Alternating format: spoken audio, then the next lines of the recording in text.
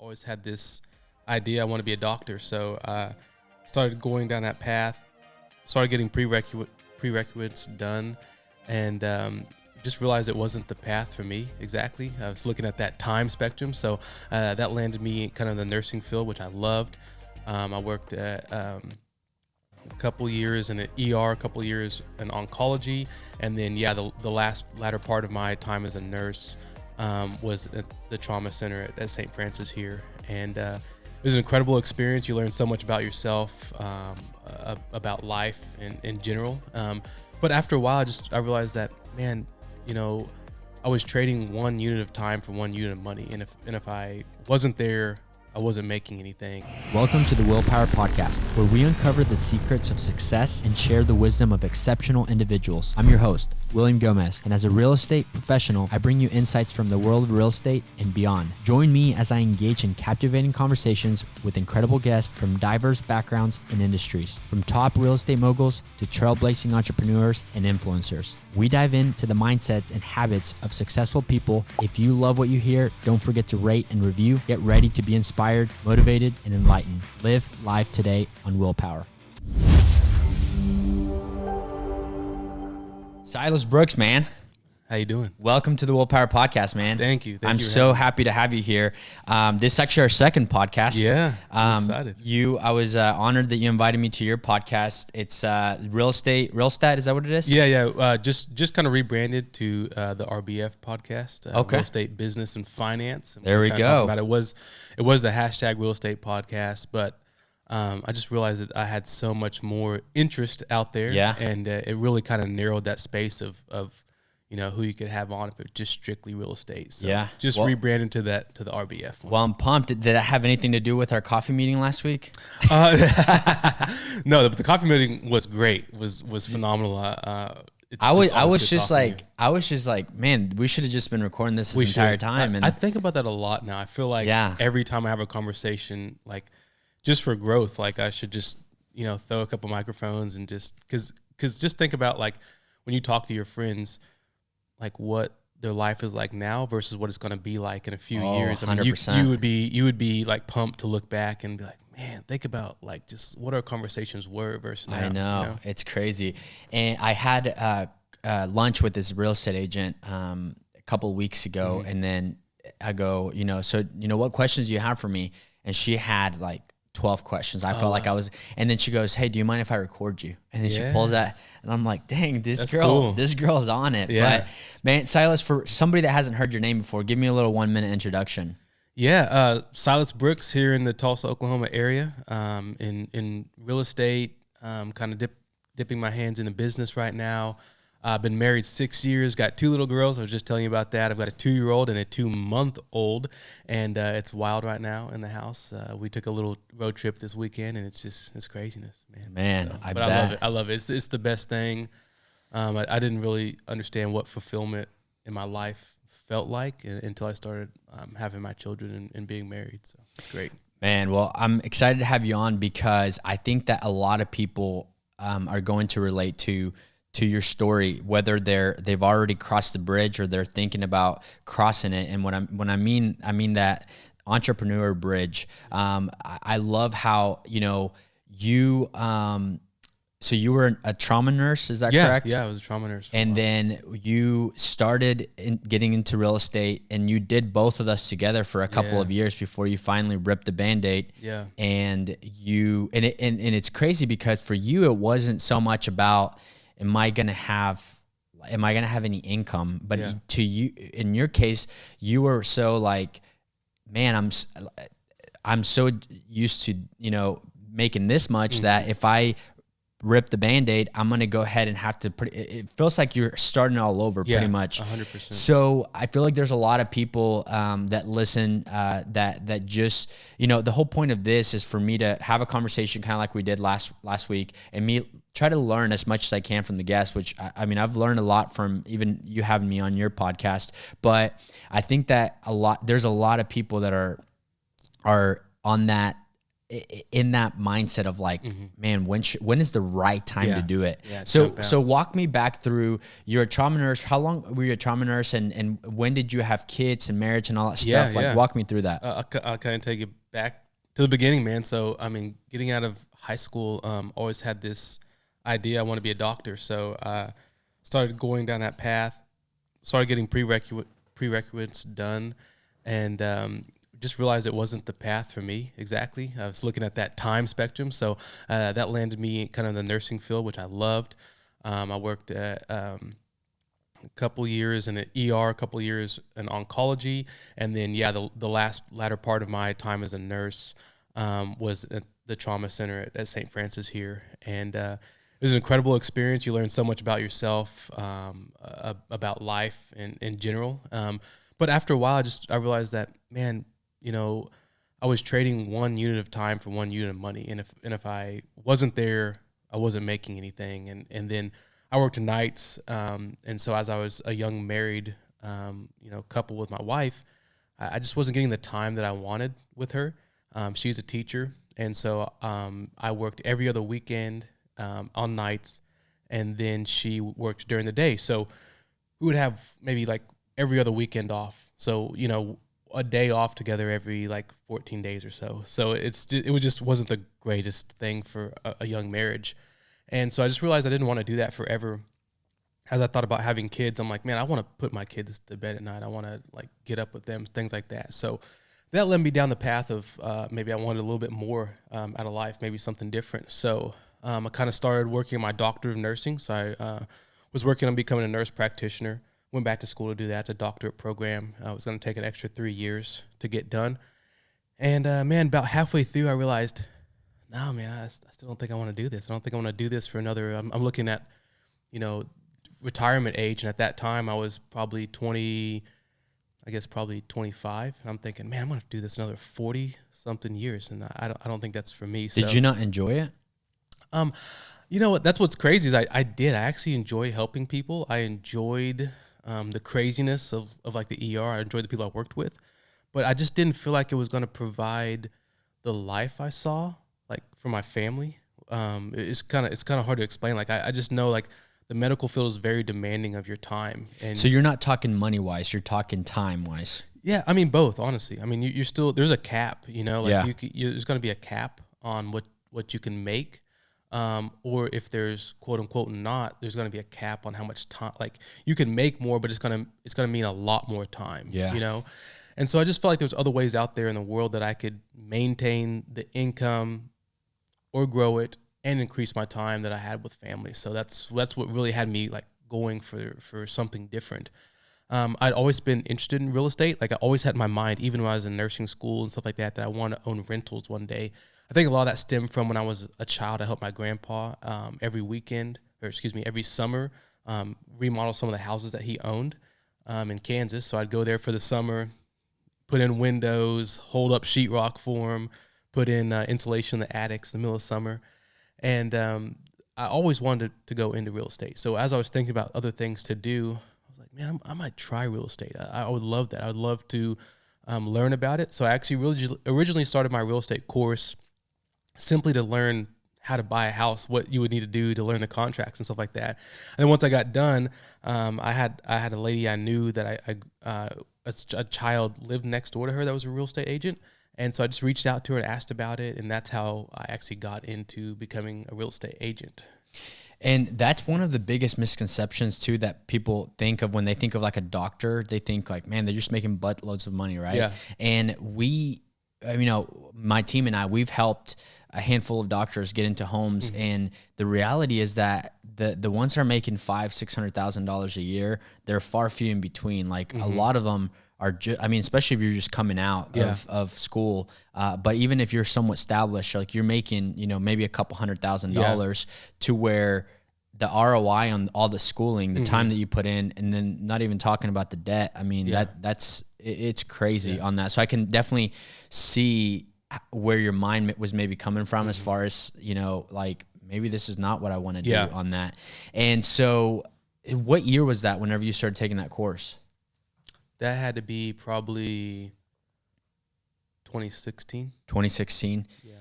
And then one of the things that I was curious about, because now you said that you grew up, helping your grandfather out in Kansas, but, one of the things that I want to get into is talking about how you've made that transition from being a trauma nurse to a successful real estate agent, also flipping homes, having rentals. And then now, you just acquired a new business, which is, great, like super happy for you.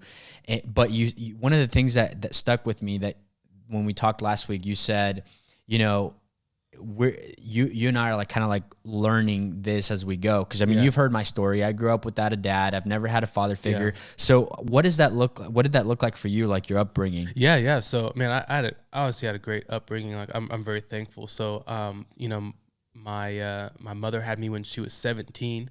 Wow. And, so it's the same thing. Yeah. So she had me at 17. My biological father was not around, at that time, but thankfully, my dad, who is just my dad, man, I mean, I love him to death, adopted me when I was like 2 or 3. So my mother had me, a couple years later, met my father that's raised me throughout my whole life. So thankfully, I've had an incredible role model there as a father. And so, that's my last name is Brooks. I took on his last name when I was adopted. I'm so thankful for that. He's an incredible man, served in the military. So I had a great, loving and supportive like family and parents. I think that's one of the biggest assets I can say that I had, was that my parents basically told me like, sky's the limit. You just got to work for it and do it. So I'm very thankful for that.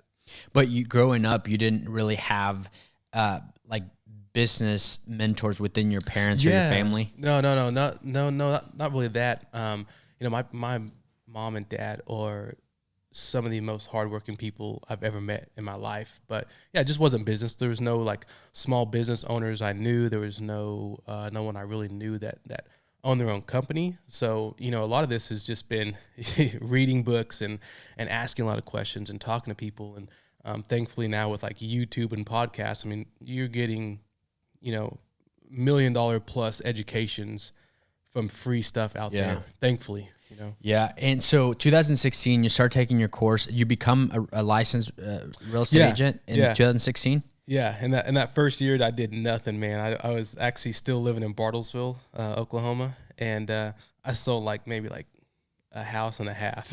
Yeah. So like nothing, I guess like one of my mentors went out of town and was like, hey, if you handle this client while I'm gone, I'll give you like part of the commission. So I was like, yes, let's go. And then, so at that point you're thinking like, man, this is going to be a lot harder than I thought. Did you think it's going to be easier? Like, what's your mindset? Yeah, I did think it's going to be a lot easier, honestly. Because honestly, that I'm glad that I'm hearing this for the first time, because people just assume like we're sitting there having coffee last week and I'm asking you, I'm like, so what are you going to end up the year? And you said about 6 mil or so. Yeah. Which for you doing all the stuff that you're doing and being a down year like it is. Yeah. That's incredible. Like that, you're doing a great job, but people look at somebody like you and they're like, probably just came really easy for him, right? No, it didn't, man. And 1.5 houses the first year. Yeah, for sure. I mean that, and I'm talking like the first house was like maybe 130,000. So you're talking about like a couple K in commit, so it was nothing. It probably barely even covered all the startup expenses that first year, but yeah, I thought it was going to be a lot easier. And honestly, I didn't realize like the housing and what commissions were going to be. Honestly, I started watching this one show called, I think it's $1 Million Listing, like New York or something like that, with Ryan Serhant. Yeah. And I'm watching these commissions. These guys are making like $90,000 to $150,000 a commission. I'm like, yes, dude, I want to do it. Comes to find out, like, people aren't selling those kind of houses around here in Oklahoma, So yeah, definitely. I got into it, and it was harder. It wasn't as much, like money as you originally think. Yeah.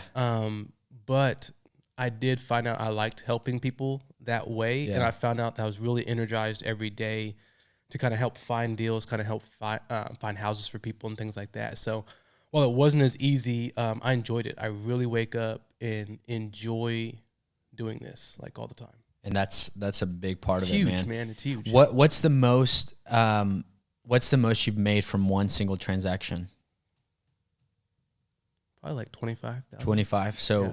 That's a compared to $90,000, and we're in a different market. Yeah. For sure. That's why. That was like their low. You know, like their 90K commission was like low. Have you ever watched the what is it called? Selling Sunset. Selling Sunset. No, I haven't, because it just like those are even higher. Yeah. Bro. Oh yeah. They're crazy. Like they're crazy. Nothing under 6 figures. That's crazy. Wild. So it's, you know, like I don't watch it on purpose, because I'm like, I don't want to get too unhappy with what I'm doing, you know. But at the same time, these are different markets. We can live 100%. We can live so much better. Like I mean, you don't hear people saying this kind of stuff, but I'm just like super real. But like, I mean, 90K for a year around here. Like if you have your expenses right and stuff, like you live a good life, man. Like if you're not buying anything like too crazy, that's not a bad life around here. No, you know? So I think just when I got into business in 2018. You could probably like work like at McDonald's and still buy a house. Yeah, and buy it. Yeah. I don't think we're in those days anymore. I mean, but dude, you know, when my wife and I got married, it was a nurse and a teacher. I mean, and yeah, it's fine money. There's nothing against it. But yeah, you could live a completely comfortable life. We had a great apartment. We had 2, you know, good cars. We traveled. We didn't think about going out to eat. You know, so you know, we just did it if we wanted to. So. Yeah, it's which you could never do that in, you know, somewhere like that. Yeah, even probably like down the road in like Dallas, Texas. Like if you're living in Dallas, Texas, like that's getting expensive. Let alone California and New York and stuff. So what did you sell your second year? How many houses? My second year.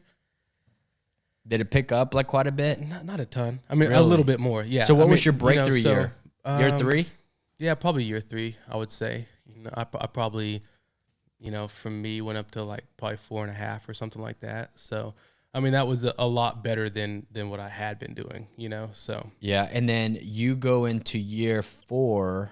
Mm-hmm. And is that whenever you said like, hey, I think I got to go and give this my full-time attention? Yeah. Walk me through that. Yeah. So, I was still working as a nurse at that time. So about 2 years, so 2018 to 2020. I worked 2 years as a nurse and real estate agent. It was pretty brutal. I don't recommend it to anybody. There's some things, I did that I probably wouldn't recommend, just not sleeping like nearly as much as I should have. How much were you averaging a night? So there was just a lot of times that I would get off work as a nurse at 7 a.m. and then I might do real estate like all day and then maybe sleep for an hour or two and then like go back and work all night. And so but that's just what I had. Like I was in a stage where I felt like this is my time to like really grind and make a difference. Cause I think if you can, you know, we cut a lot of our expenses. We paid off like cars. We paid off like any like piddly little debt that we had. So then, you know, it makes it a lot easier to kind of grow and expand quicker because you don't have a lot of things to think about. Like everything's like kind of taken care of. So all that extra money you have, you can start stockpiling it, so then you can get into rentals and investing and stuff like that. So. How did you function off that little of a sleep? Energy drink. How much caffeine? Shout out to Monster. I mean, dude, I would pound Monsters all day and night. I mean, I already fall asleep really heavily, like and hard at like 3 or 4 a.m. Like that's just naturally me. Like I cannot function at 3 a.m. So like. One of my nicknames as a nurse was like Sleepy Eyes because they knew like every day at 3 a.m. like I'm gonna be over there just like trying to like stay awake, hit another energy drink and keep moving. But yeah, so functioning, that's what I felt like I had to do at that time. Yeah, and like from your story, like about you, there are just times in your life that you feel like you need to be doing something. Yes, and that willpower. Yeah, you know.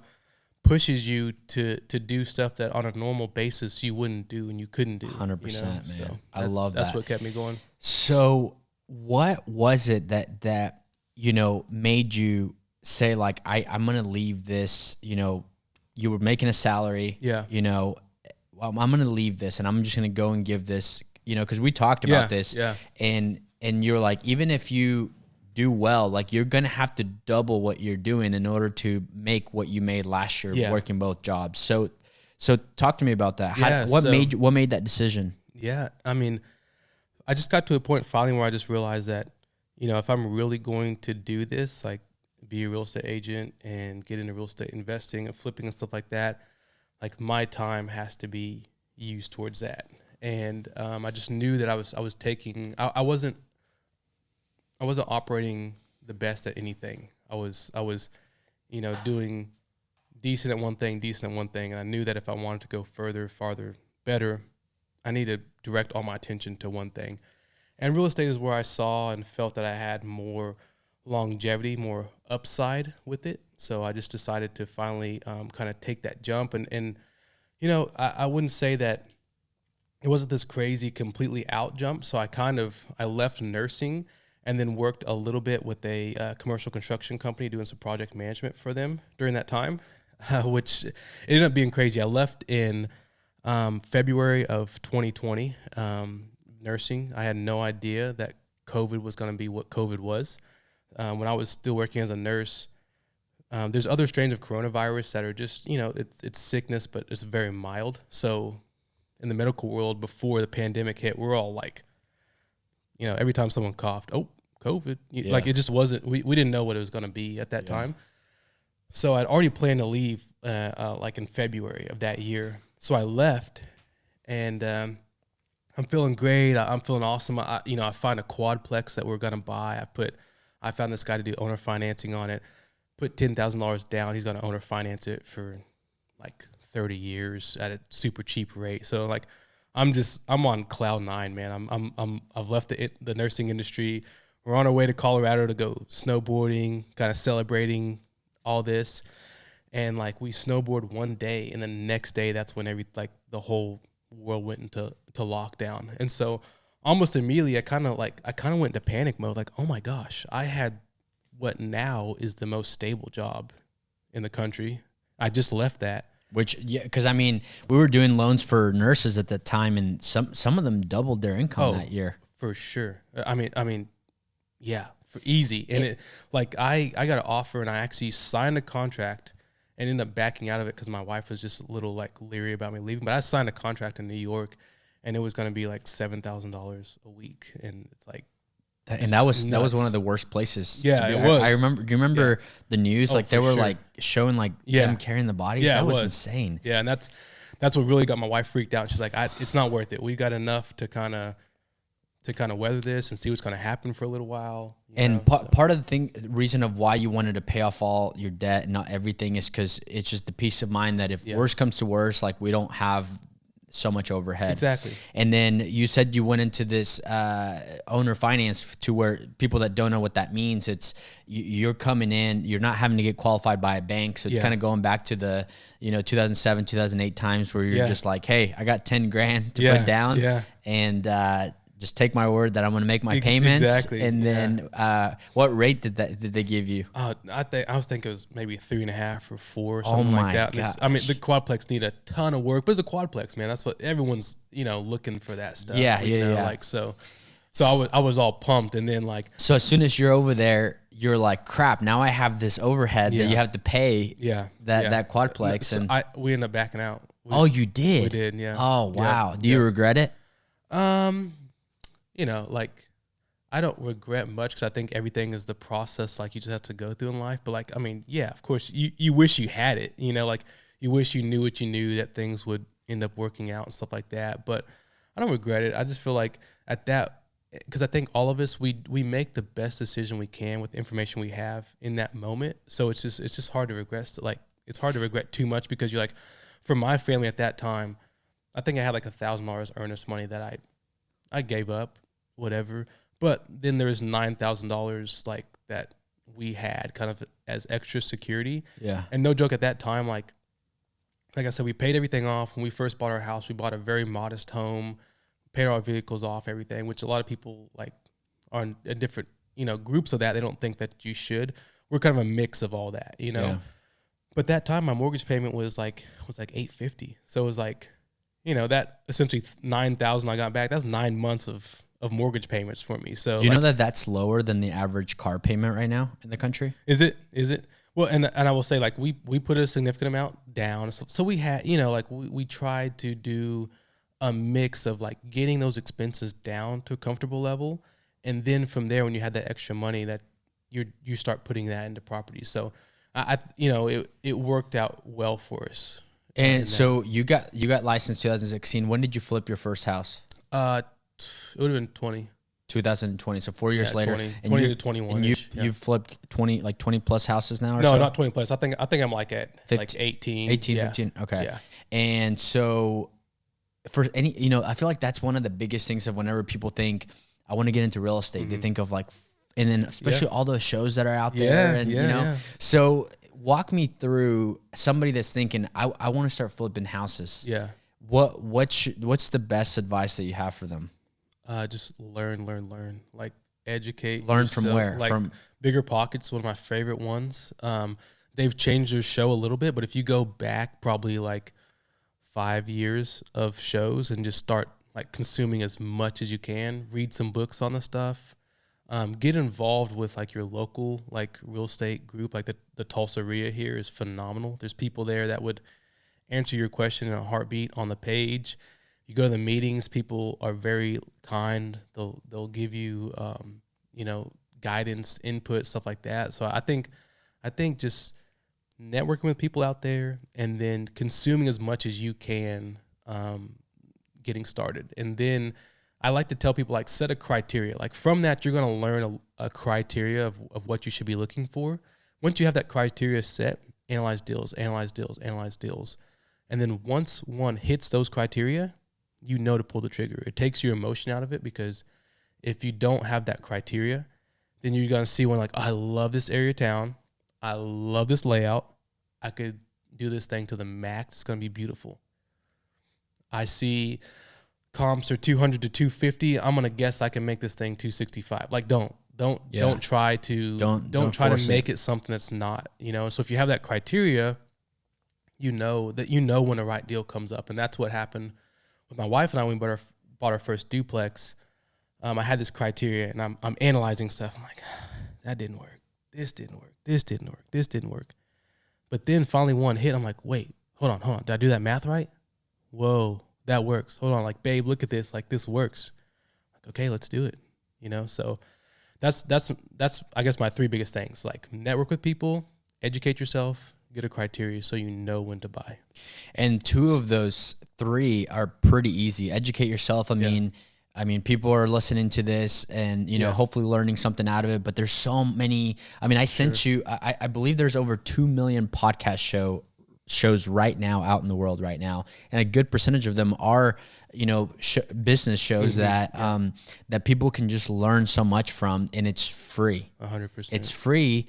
It's costing you time, but you're able to get that back if you're start to implement some of those things. Exactly. And the networking thing, what's funny, I remember you telling me that your first deal, somebody actually reached out to you and said, hey, why don't we go on this deal together? To where it's like, most people would never think that, because they would think I have to have experience in order to be able to have those connections. Exactly. But walk me through you making those connections when you hadn't flipped one single house. Yeah.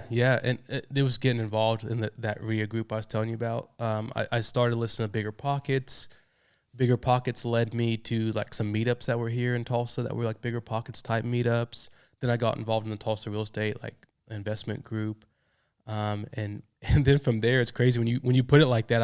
I realized that like kind of all my first deals have come from me asking, like, and so I remember throwing in that group, like, this was 2018, I guess, or 2019. Hey, I'm looking for a duplex. Does anyone have anything? And someone reached out and like, hey, we got this duplex. Like, that was the one that like hit all my criteria that we purchased. And I was like, holy cow, I can't believe it. I just asked someone. I didn't do all the technical like cold calling, pay-per-click stuff. I didn't do all this stuff that, now it seems like people are telling you have to do. I was just networking with people. And then again, that happened also when I wanted to do my first flip. I threw out on a page, said, hey, I'm looking for a hard money lender, a different type of lending that lends on houses that are in too bad a shape to go traditional financing. So I asked out there, and then my old business partner, Justin Oldham, I had never even heard his name before, and him likewise to me. And he goes, hey, like, let's JV on a deal. And so from there is all history, man. He had a great background in construction and management, Systems, phenomenal with that. I had a great background in like selling the houses and finding ARVs and stuff like that. So we teamed up and it was phenomenal, man. We flipped houses together for a few years, and it was awesome. It was a really good time. So that one of my favorite quotes is Richard Branson says, when people people are so quickly to say, man, you got lucky, right? Mm-hmm. And then he says, sure, I've gotten lucky, but anytime luck has came my way, I've executed. Mm-hmm. Everybody's lucky, but there's so many opportunities that come people's ways that they just let it fall through the cracks. So one quick thing, another one I love about luck is the harder I work, the luckier I get. Dude, I tell love people that. all the time. That's my favorite one. I literally tell people all the time. It's so true. Like if you're out there, like stuff's gonna happen.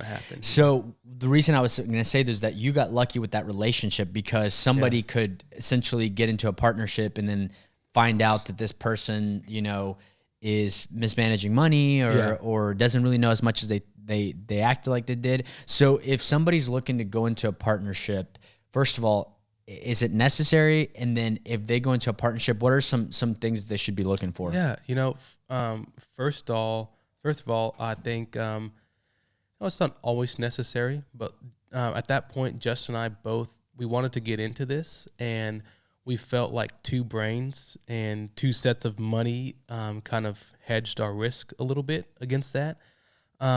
So it's not 100% necessary, but I think there's a lot of times you can find great partners that have complementary skills to you, which is exactly what I found. And Justin and I are still phenomenal friends. We hang out all this time still. And he had a set of skills that I didn't have and vice versa. So that worked great.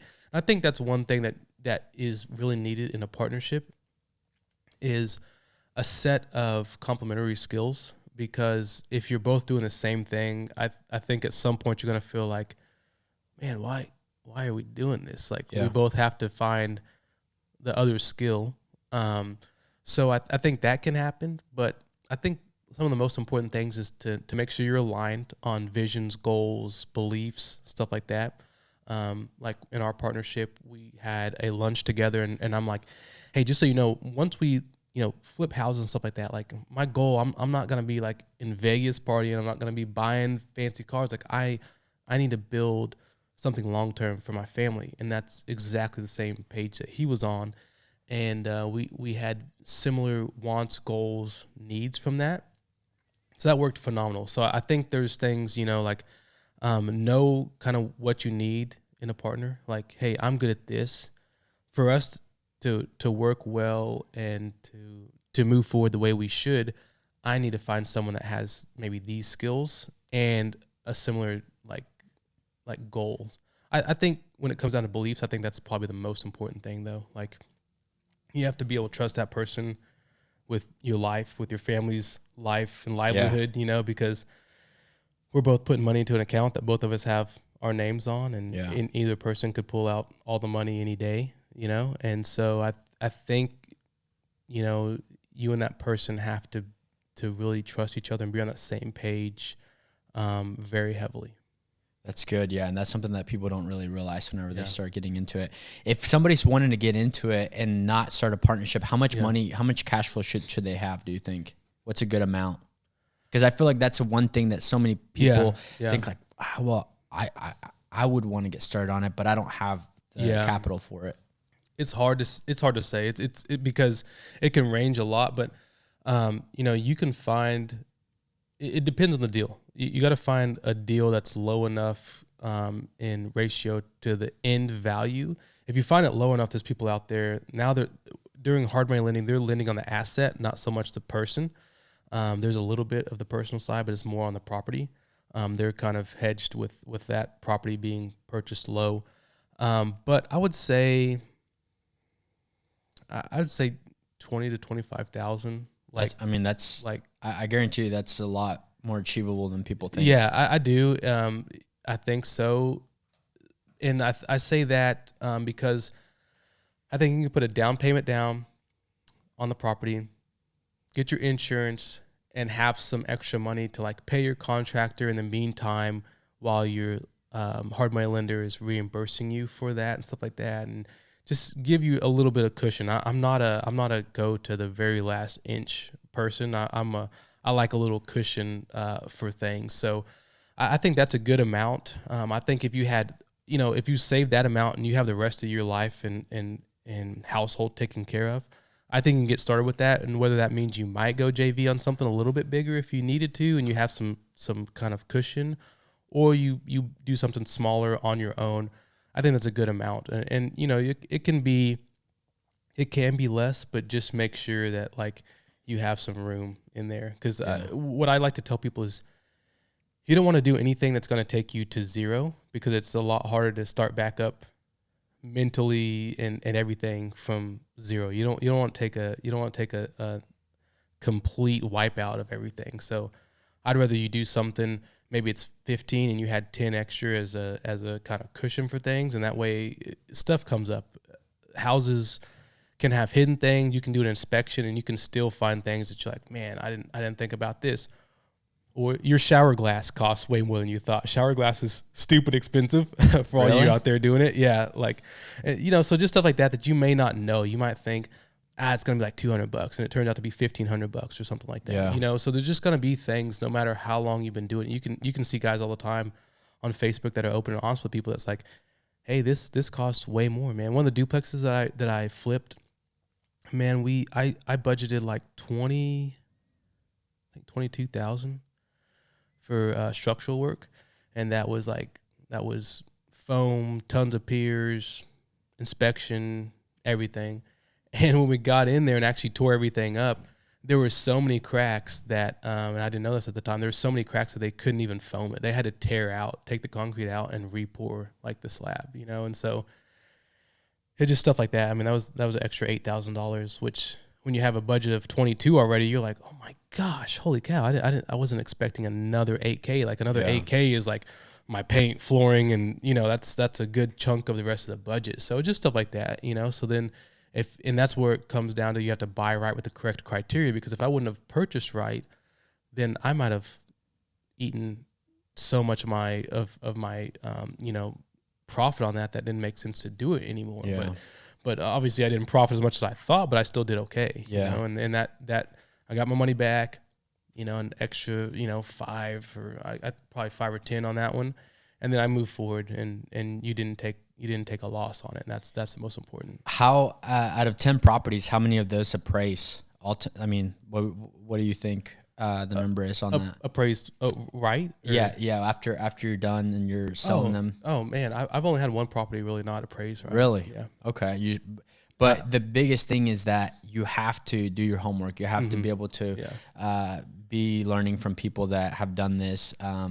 And you having a partner throughout the whole thing, I'm sure, made it somewhat easier there. One of the things that, I talked to you about that, I heard this quote that says,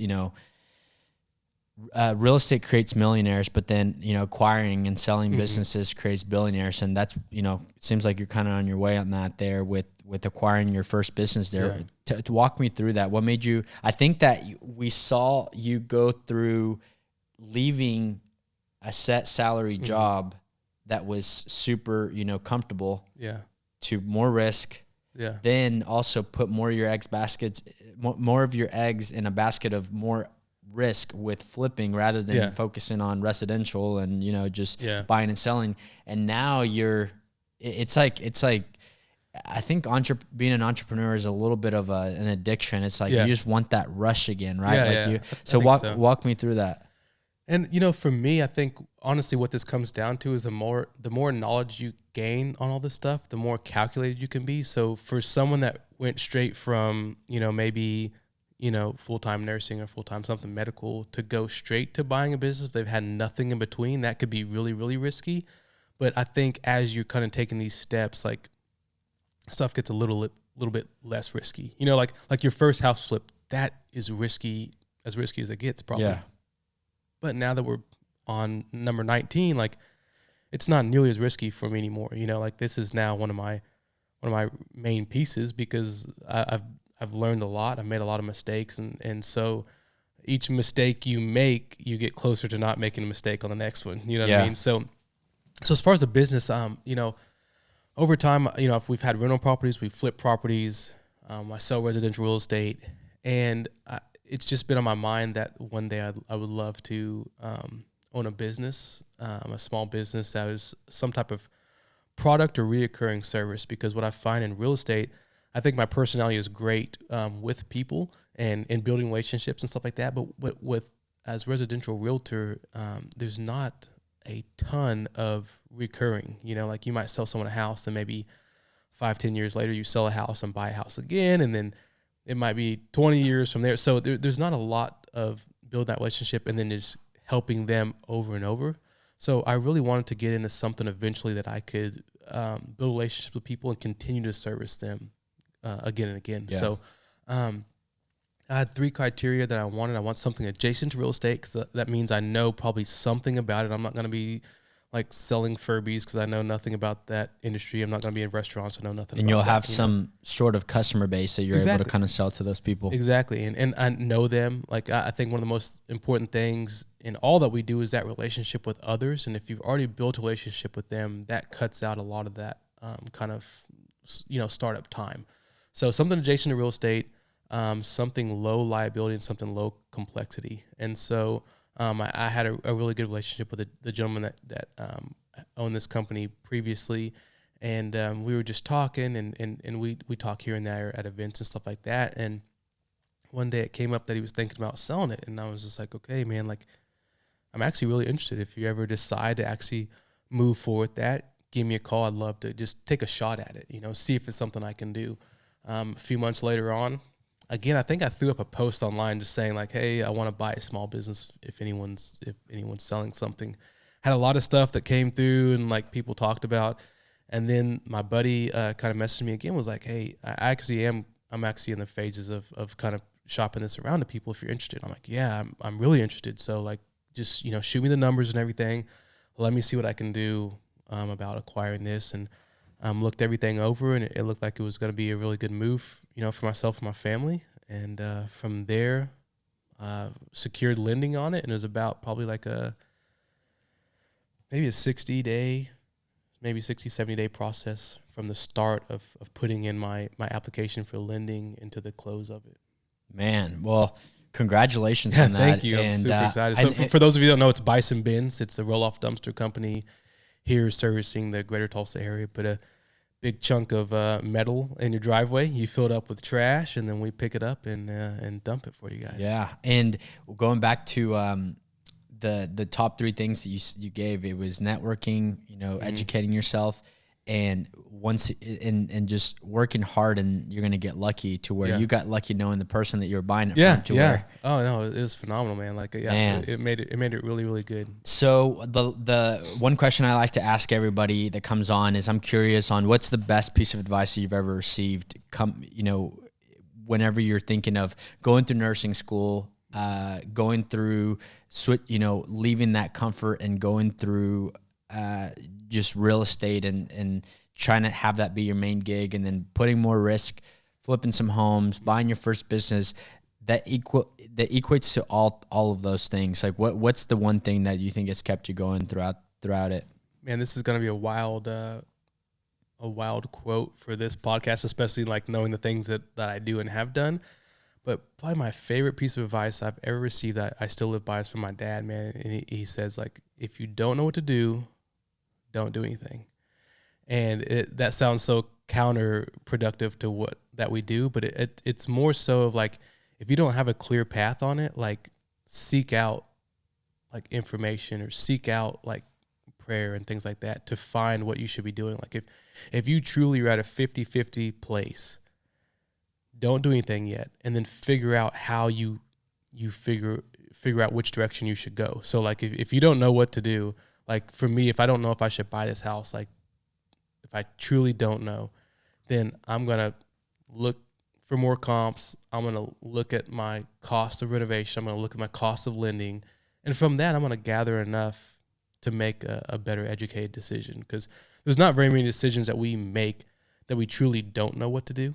It may not be like super easy, or super clear, but there's something that's probably swayed one way or the other, you know? So it's so funny to use that because I think listening to this, you know, it's probably not going to sound like I've not done something very many times. Yeah. But there's, you know, like everything that I do with some calculation. Like when I left nursing, like we talked about, I didn't just leave nursing with nothing going. You and I had the conversation in person, but like I had essentially increased my real estate pay to match my nursing pay.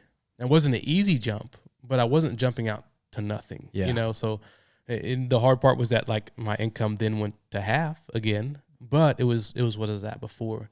And when I went to, you know, to flipping stuff, like it wasn't, I had done so many hours of listening to podcasts and reading books and networking people that by the time it was ready, I knew what to do. So that's why that quote still works for me, is because if I don't know what to do, I don't do anything, and then I seek more answers for my decision. So pretty much what I'm gathering from it too is that the decisions that you're making do still have risk, but they don't have to be necessarily a full-on gamble like most people do it, because they're just like, all right, I think I want to go flip my first house, without doing all the back end and really knowing that they want to do that. And then that's whenever most things can fail rather than succeed there. So, dude, thanks so much for coming on. I appreciate every conversation I've had with you has been great. So I'm excited for more to come. And man, if people want to find you, where can they find you? Yeah, man, thank you so much. I enjoyed always talking to you, and thank you for having me on. But you can find me on Facebook at Cylas Brooks, Cylas Brooks. You can find me on Instagram at The Realtor Cylas Brooks. And from there, I have all my other pages and podcasts and everything linked to that. Good deal, man. Thank you so much for having me on. Sounds good, man. Talk soon.